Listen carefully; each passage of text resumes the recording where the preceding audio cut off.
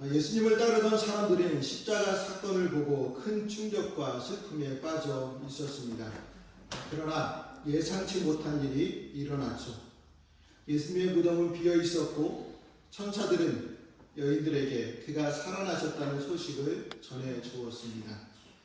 그렇다면 예수님의 부활이 우리에게 어떤 소망을 줄 수 있을까요? 안식일이 지난 후 여인들이 예수님의 신실에 향품을 바르러 갔는데 돌은 옮겨져 있고 무덤은 비어 있었습니다. 여인들은 당연히 시신을 도난당하였다고 생각하여 근심하였습니다.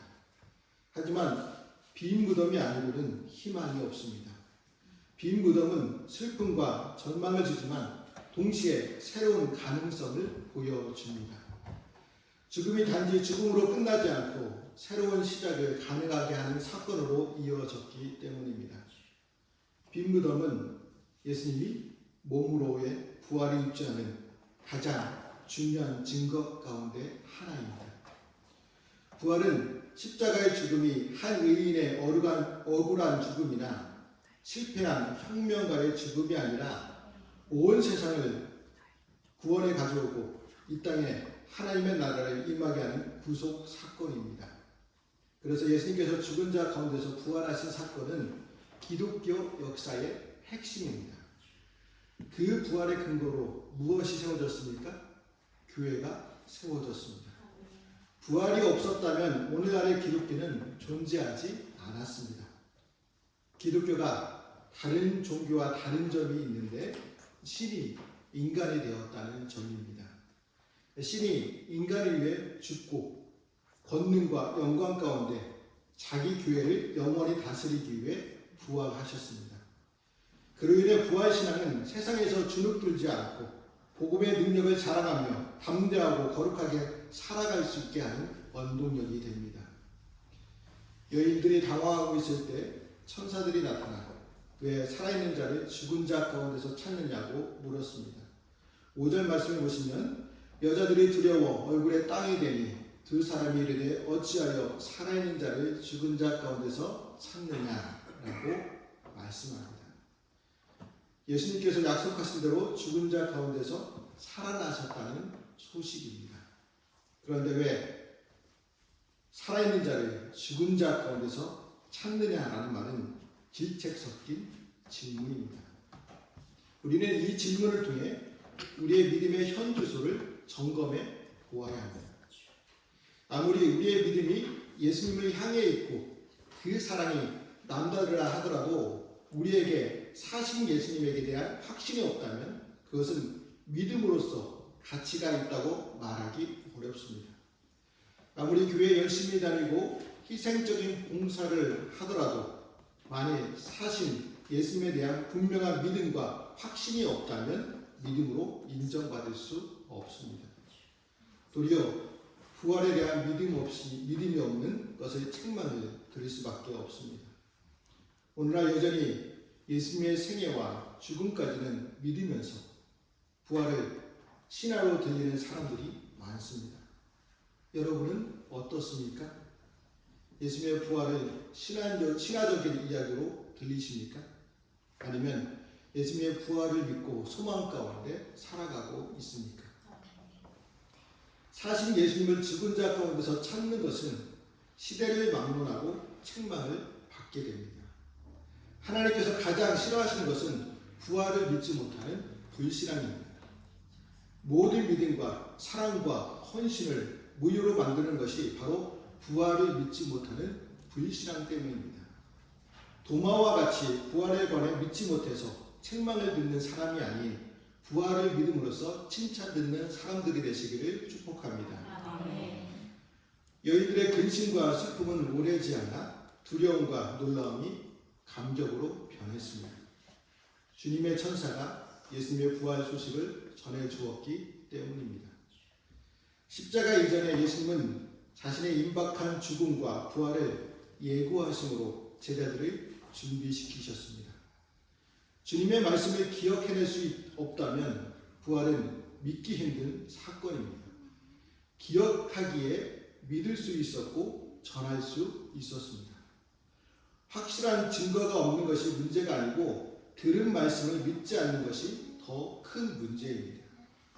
더 많은 기적이 필요한 것이 아니라 더 강한 믿음이 필요합니다. 신앙은 기억하는 일입니다. 처음 일어나는 일이 아니라 늘 일어나고 있는 일을 믿는 일이기 때문입니다. 항상 살아계신 하나님을 믿는 일이기 때문입니다. 그런데도 왜 성도들이 부활에 대해 못 믿게 되는 것일까요? 부활이 아니더라도 불신앙에 빠지는 이유는 가만히 보면 말씀을 기억하지 못해서입니다. 아무리 열심히 신앙생활을 해도 말씀을 기억하지 못하게 되면 불신앙에 빠지게 됩니다. 베드로를 보면 예수님의 수제자였음에도 불구하고 예수님을 부인하는 일을 아무렇지도 않게 했습니다. 난 절대로 예수님의 제자가 아니야, 알지도 못한다고 열을 올리면서 부인을 했죠. 그리고 예수님과 얼굴을 마주치게 되었을 때 말씀이 생각나서 눈물과 통곡으로 회개했습니다.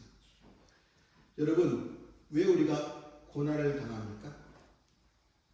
시편 기자는 그 이유에 대하여 말하고 있습니다. 시편 119편 71절을 세 번의 성경으로 같이 읽겠습니다. 고난을 당한 것이 내게는 오히려 유익하게 되었습니다. 그 고난 때문에 나는 주님의 율례를 배웠습니다. 고난을 당하는 이유는요, 하나님의 말씀을 잊어버렸기 때문입니다. 말씀을 통해 어떻게 살아가며 어떻게 행동해야 할 것을 알아야 하는데 정작 말씀을 잊고 살아간다는 것이죠. 그러니 어떻게 바른 삶이 나오겠습니까?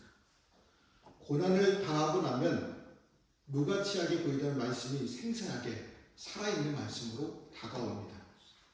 말씀이 나의 무딘 신앙을 일깨워주고 잠자던 내 영혼은 다시 살아납니다. 전에 믿지 못하던 내 마음에 말씀이 믿음을 줍니다. 이렇게 말씀은 우리의 불신앙을 치유하고 깨닫게 하며 죽어가는 영혼에게 생기를 불어넣어주는 역할을 합니다. 그래서 시편 기자는 누가 복된 사람이라고 말하고 있습니까? 돈이 많은 사람이 아닙니다. 권력을 가진 사람도 아닙니다. 건강을 가진 사람도 아닙니다. 어떤 사람이 복된 사람일까요? 시편 1편 1절부터 3절 말씀을 같이 읽어보겠습니다. 복이 있는 사람은 악인의 꾀를 따르지 아니하며 죄인의 길에 서지 아니하며 오만한 자의 자리에 앉지 아니하며 오로지 주님의 율법을 즐거워하며 밤낮으로 율법을 묵상하는 사람이다. 그는 시냇가에 심은 나무가 철 따라 열매를 맺으며 그 일이 시들지 아니함 같으니 하는 일마다 잘 될 것이다. 아멘. 하나님의 말씀을 가까이 하여 밤낮으로 묵상하며 마음에 새기시기를 바랍니다. 아멘. 그래서 저희 교회가 매일 성경으로 묵상을 하고 있죠. 밤낮으로 말씀을 묵상하기 위해서입니다. 말씀을 밤낮으로 묵상하여 정말 복된 성도들이 되시기를 축복합니다. 아멘. 부활의 첫 증인은 놀랍게도 제자들이 아니라 여인들이었습니다. 천사들에게 부활 소식을 들은 여인들은 먼저 제자들에게 전하지만 제자들은 그 말을 허탄하게 여기고 믿지 않았습니다. 11절에 허탄함이라는 말은 헬러어로 레노스라고 하는데 쓸데없는 소리, 신빙성 없는 이야기라는 뜻입니다. 사도들은 부활의 소식을 증거하는 여인들의 말을 믿지 못하고 아예 정신이 나간 사람으로 취급하였습니다. 그러니까 남자 제자인 사도들은 예수님의 부활 약속을 기억해내지 못했기 때문입니다. 그러니까 1차 목격자들에게서 확실한 증거까지 듣고도 믿지 못했다면 예수님께서 말씀하셨을 때는 어떻게 받아들인 것일까요? 예수님에 대한 이해와 기대가 바뀌지 않는 한 어떤 증거도 소용없습니다. 정작 병든 사람은 여인들이 아니라 사도들이었습니다. 사도들은 예수님을 향한 열정이 병들어 있었고 예수님께서 반복해서 말씀하신 부활신앙에 병들어 있었습니다. 이렇게 병든 마음, 병든 열정, 병든 신앙으로 사람을 보니까 정상적인 사람이 지극히 정상적이고 건강한 신앙이 병들어 보입니다. 내 신앙이 병들 때에 다른 사람의 신앙이 병들어 보이는 것이죠. 정말 큰 문제는 남의 문제가 아닙니다. 더 시급하고 치유할 것은 바로 자기 자신입니다. 그런데 문제가 많은 사람일수록 어떻습니까? 병이 깊게 든 사람일수록 어떻습니까? 다른 사람의 문제만 확대되어 보입니다.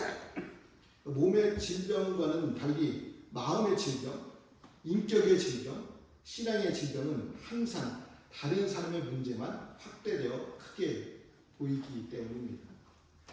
여러분은 어떻습니까? 자신의 문제가 크게 확대되어 보입니까? 아니면 다른 사람의 문제가 더 확대되어 보입니까? 다른 사람의 인격, 다른 사람의 신앙, 다른 사람이 살아가는 방식만이 문제로 부각되어 보인다면 그것은 여러분이 중병에 걸려 있다는 증거입니다. 반대로 다른 사람이 사랑스럽고 귀중하고 위대하게 보인다면 여러분은 건강한 사람입니다. 사도들은 자신들이 병들어 있어서 여인들이 전하는 예수님의 부활 소식을 믿지 못했습니다. 그들에게 부활하실 수 있는 예수, 부활하셔야 하는 예수에 대한 이해가 있어야 부활의 증거들이 보이게 되고 믿어지게 됩니다. 이때 수제자 베드로가 불신의 자리를 박차고 나와 빈 무덤을 향해 달려가죠. 베드로는 어떤 심정으로 달려갔을까요? 목숨을 던져서라도 스승을 지켜내겠던 결연한 의지가 한순간 물거품이 되었고 세 번의 부인으로 영원히 씻을 수 없는 수치를 뒤집어 쓴 베드로였습니다. 아마도 베드로는 유월절 만찬 때 자신에게 주셨던 내 믿음이 떨어지지 않기를 기도하였노니 너는 돌이킨 후에 라는 말씀이 기억났을 것입니다. 그래서 불신하던 제자 중에서 베드로가 가장 먼저 돌이키게 되었습니다. 베드로는 무덤을 직접 확인하고 놀라움에 빠집니다. 부활을 믿는 순간 우리는 가만히 앉아있을 수 없습니다. 증거하지 않을 수 없습니다. 부활 신앙이 없으면 십자가를 살 수도 전할 수도 없습니다. 예수님의 부활은 절망 속에서도 소망을 주는 사건입니다. 빈 무덤은 죽음이 끝이 아니고 새로운 생명의 시작임을 보여줍니다. 부활신앙이 있을 때 목숨으로 우리를 위협하는 세상에서 굴하지 않고 십자가를 살아갈 수 있고 가진 반대를 무릅쓰고도 이 부활을 전할 수 있습니다. 그러므로 저와 여러분은 예수님의 부활하심으로 새 생명을 얻은 사람으로서 부활 소식을 전하며 살아가는 한 주간의 삶이 되시기를 주님의 이름으로 말씀을 드립니다. 기도하시겠습니다.